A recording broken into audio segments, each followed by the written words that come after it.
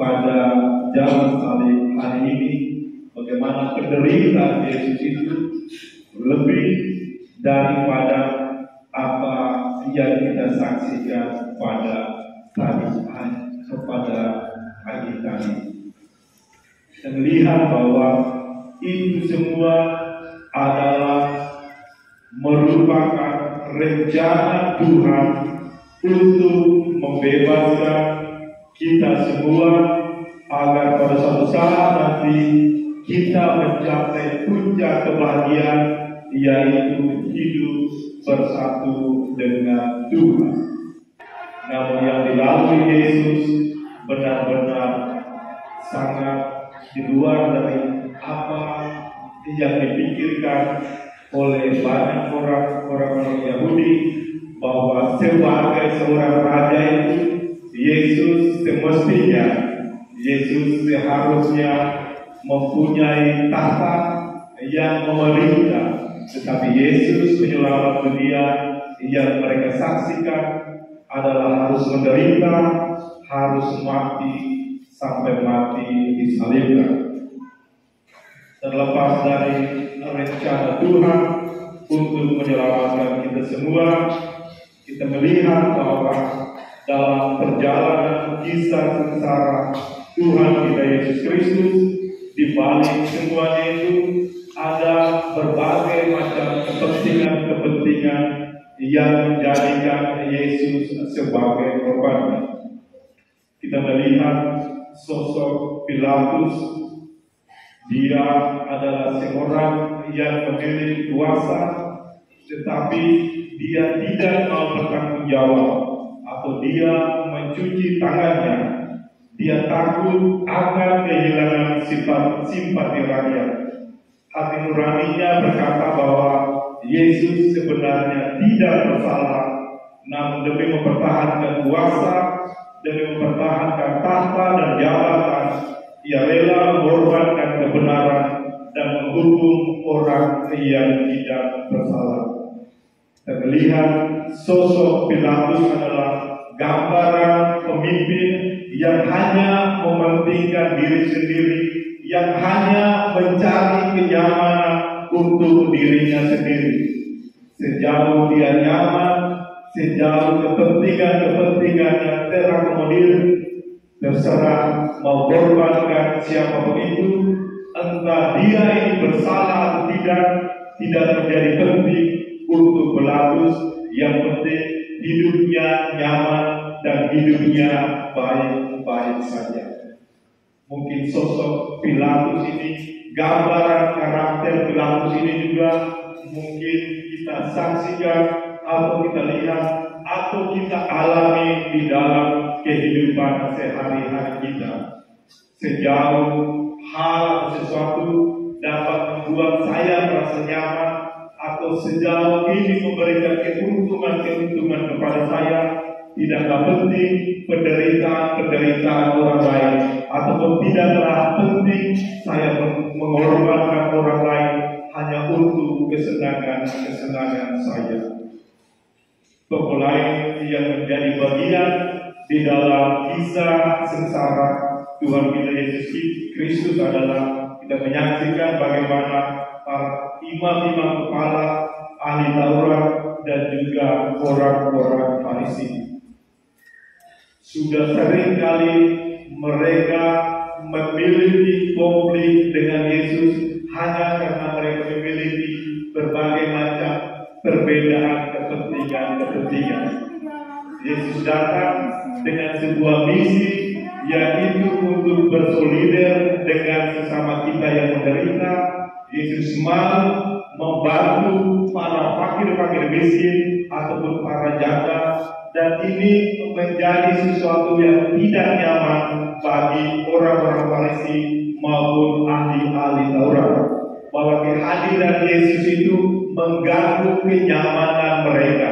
Maka mereka berusaha mencari cara, mereka berusaha untuk mengasuh siapapun supaya Yesus ini menjadi tokoh yang harus dibenci, supaya Yesus ini katakanlah agar kadang orang memiliki pandangan-pandangan negatif tentang Yesus, namun kita melihat apa yang Yesus kerjakan, apa yang Yesus lakukan waktu itu. Berbanyak kali Yesus melakukan hal-hal baik, Yesus menghadirkan mujizat-mujizat. Namun hal ini tidak penting bagi ahli-ahli Taurat dan juga orang-orang Farisi, karena mereka sudah iri hati terhadap Yesus. Mereka sudah benci, mereka sudah dengki terhadap Yesus. Salah satu cara agar hidup mereka nyaman yaitu harus membunuh Yesus. Makanya kita melihat bagaimana kisah-kisah selanjutnya, mereka mencari cara, mereka mencari celah agar Yesus ini benar-benar mati.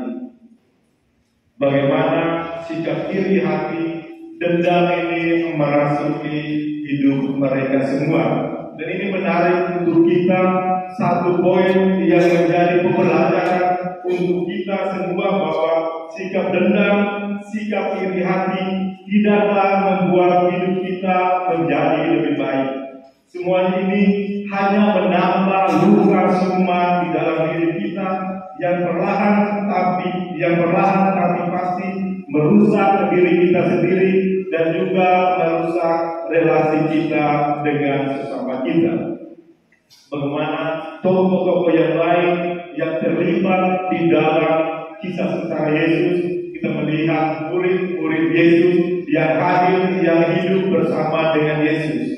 Petrus dan Yudas yang kita dengar di dalam kisah sengsara tadi, mereka sama-sama menyangkal Tuhan kita Yesus Kristus. Mereka sama-sama mengkhianati Tuhan kita Yesus Kristus. Namun respon mereka terhadap kasih Allah itu berbeda. Petrus, dia sadar akan kesalahannya, dia sadar akan kelemahannya, dan juga dia membuka dirinya akan kerahiman Allah, dan dia kembali untuk mendekatkan dirinya kepada Tuhan. Berbeda dengan Pilatus, bahwa dia sudah bersalah, tetapi dia menutup pintu hatinya, dia menutup dirinya sehingga kerahiman Tuhan itu tidak mampu untuk bekerja, dan dia membiarkan dirinya itu untuk dikuasai oleh roh-roh jahat. Sosok lain yang menjadi panutan kita, yang menjadi sumber kekuatan kita adalah Bunda Maria.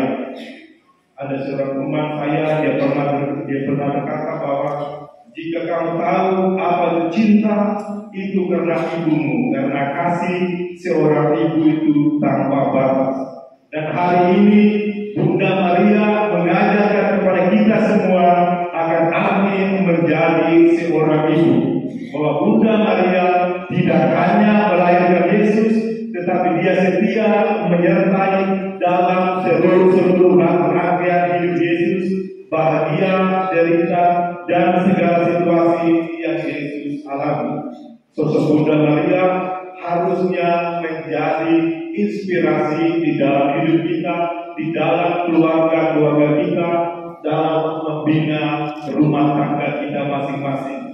Bahwa di dalam kehidupan kita menghadirkan sosok Bunda Maria ini untuk mendampingi sebuah rumah Allah, mungkin di dalam lingkup kehidupan bapak-bapak semuanya, bagaimana mendampingi anak-anak semuanya, bukan hanya melahirkan mereka, tetapi menyertai kehidupan mereka sampai mereka tumbuh dewasa ataupun sampai mereka mengakhiri hidup di dunia ini. Sosok yang menjadi sentral, yang harus menjadi utama dan pertama di dalam kehidupan kita melihat bagaimana Yesus itu sendiri, bahwa seringkali dia ditolak, seringkali dia dihujat, dibenci, tetapi Yesus terus saja berbuat baik. Tidak pernah Yesus tidak berbuat baik hanya karena orang-orang tidak menerima kehadirannya. Dari Yesus kita belajar bahwa kebaikan itu harus tetap menyala, sekalipun kadang di dalam kehidupan kita orang kadang menilai bahwa kita berbuat baik ini pasti ada modusnya, atau mungkin perbuatan tindakan baik kita tidak diapresiasi atau tidak dihargai, atau mungkin orang mencurigai bahwa kalau kita berbuat baik itu pasti ada sesuatunya. Tindakan baik yang didasari oleh cinta dan ketulusan hati itu laksana cahaya yang mampu menerangi semua orang di dalam kegelapan. Kebaikan Tuhan Yesus Kristus ini harus menjadi contoh teladan yang harus kita ikuti di dalam kehidupan kita sampai pada saat ini. Poin yang terakhir adalah bagaimana Yesus menunjukkan kepada kita semua yaitu kasih tanpa batas. Ketika dia disalibkan dan dibunuh, dia berseru, dia berdoa kepada Bapaknya, Bapa, ampunilah mereka semua, sebab mereka tidak tahu apa yang mereka perbuat. Mengampuni adalah hal yang wajib bagi kita orang Katolik. Namun dalam praktek kehidupan kita sehari-hari, mungkin ini juga hal yang menjadi beban bagi kita. Mungkin juga kita masih sulit untuk mengampuni sesama kita. Namun kita sadar bahwa panggilan kita sebagai orang Katolik itu harus berbuat lebih, harus bisa mengampuni satu sama lain yang bersalah kepada kita. Dan kita saksikan bahwa ketika Yesus dia mati di kayu salib itu, tangannya terentang. Dia mau mengajak kita semua untuk kembali kepadanya. Kita sadar bahwa kita adalah orang-orang berdosa dengan cara tutur kata, dengan perbuatan kita masing-masing. Kita terjebak dalam keadaan yang namanya dosa.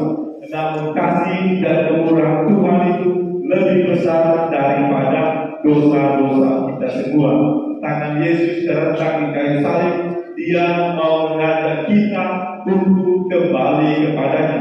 Momen Jumat Agung ini, mari kita ramai untuk kembali mendekatkan diri kita kepada Tuhan.